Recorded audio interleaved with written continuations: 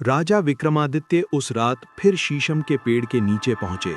हवा ठंडी थी और चारों ओर सन्नाटा फैला हुआ था। उन्होंने बेताल को पेड़ से उतारा, अपने कंधे पर बैठाया और बिना कुछ कहे आगे बढ़ने लगे। रास्ता लंबा था, लेकिन राजा का मन दृढ़ था। कुछ दूर चलने के बाद बेताल ने हल्की हंसी हंसते हुए कहा, राजा, तुम सच में बड़े धैर्य वाले हो।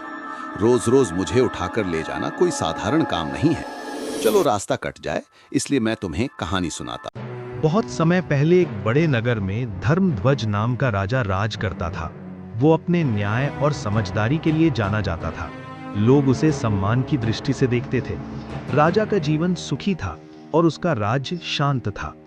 उसकी 3 रानियां थीं और तीनों स्वभाव से बहुत कोमल थीं। राजा किसी एक को अधिक और किसी को कम नहीं मानता था। वो तीनों का बराबर ध्यान रखता था।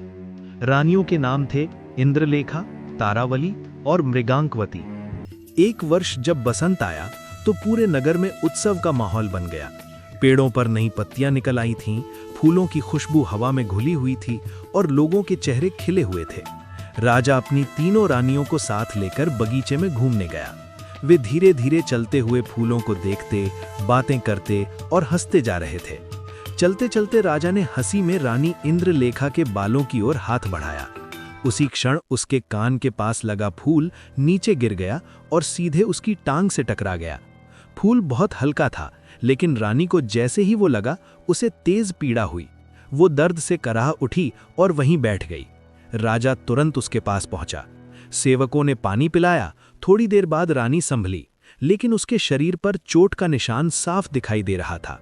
राजा चिंतित हो गया और उसे महल ले जाकर रानी इंद्रलेखा का वैद्यों से उपचार करवाया। कुछ समय बाद उसकी पीड़ा कम हो गई। रात होने पर राजा दूसरी रानी तारावली के पास गया। तारावली शांति से लेटी हुई थी। खिड़की से चांद की उजली रोशनी भीतर आ रही थी। थोड़ी देर बाद रानी अचानक उठ बैठी।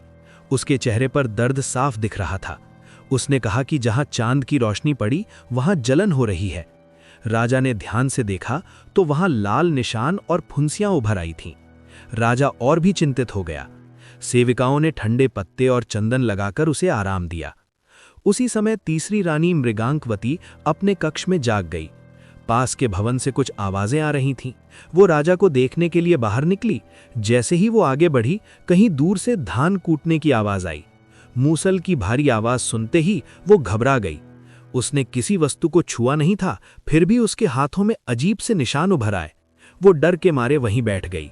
सेविकाएं दौड़ीं और राजा को बुलाया गया। राजा मृगांकवती के पास पहुंचा। उसने उसके हाथ देखे और चकित रह गया। बिना किसी चोट के उसके हाथों पर गहरे निशान थे।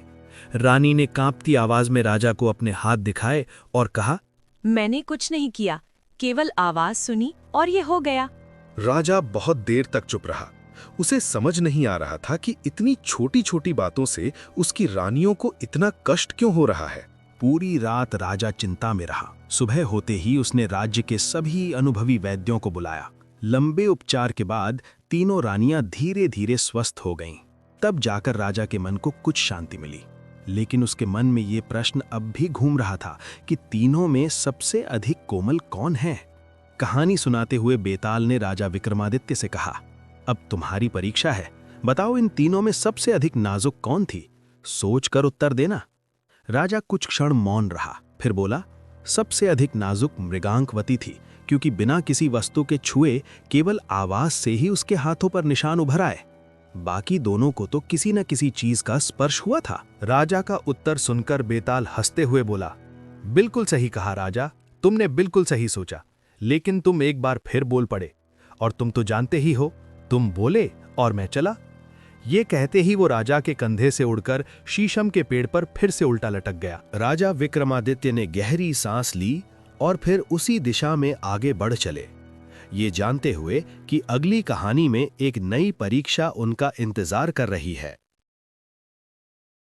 बच्चों की कल्पना और रचनात्मकता बढ़ाने के लिए हमारे कलर्ड स्टोरी बुक और कलरिंग बुक ऑर्डर करने के लिए Amazon लिंक डिस्क्रिप्शन में है।